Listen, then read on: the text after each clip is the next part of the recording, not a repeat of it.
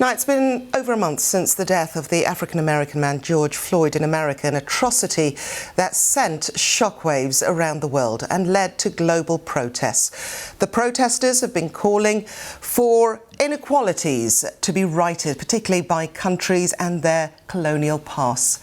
Well, in the UK, the city of Bristol in the southwest of England became one of the key points in the protests after the statue of a major slave trader was toppled by protesters. Mohamed Harare has been speaking to the local Somali community about what impact these events have had on them. It is a combination of rage and resentment.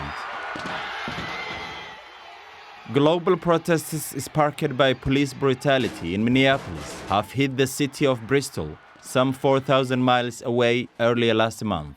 More than 10,000 people gathered in the city center to show solidarity and to change the city's infamous slave history. They toppled the statue of Edward Colston, 18th century slave trader. His name, however, still appears in many places in Bristol, and his memory divided the city for many years.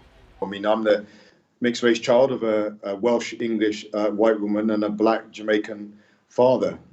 Way back when one of my ancestors would have been taken on a ship from Africa to the Caribbean.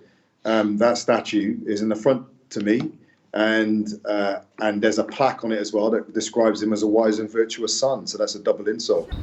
The Somali community is the largest ethnic minority group in Bristol. I have asked some of them how they felt. What happened in America, racism is a real issue. I was feeling pain and anger. I was feeling suffocated when I see, the police officer putting his knee on the neck of the George Floyd. And for that reason, I felt that racism is a real issue. It's something that my community we don't talk about. So I come out, I involve and participate, the protests that have been in Bristol town center.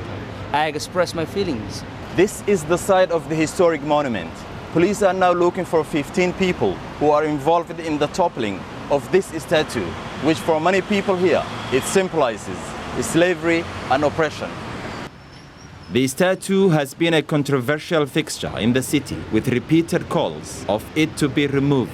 Saeed Burale have been living here for many years. He wished the statue to be removed peacefully decades ago. Now he hopes the city can move on.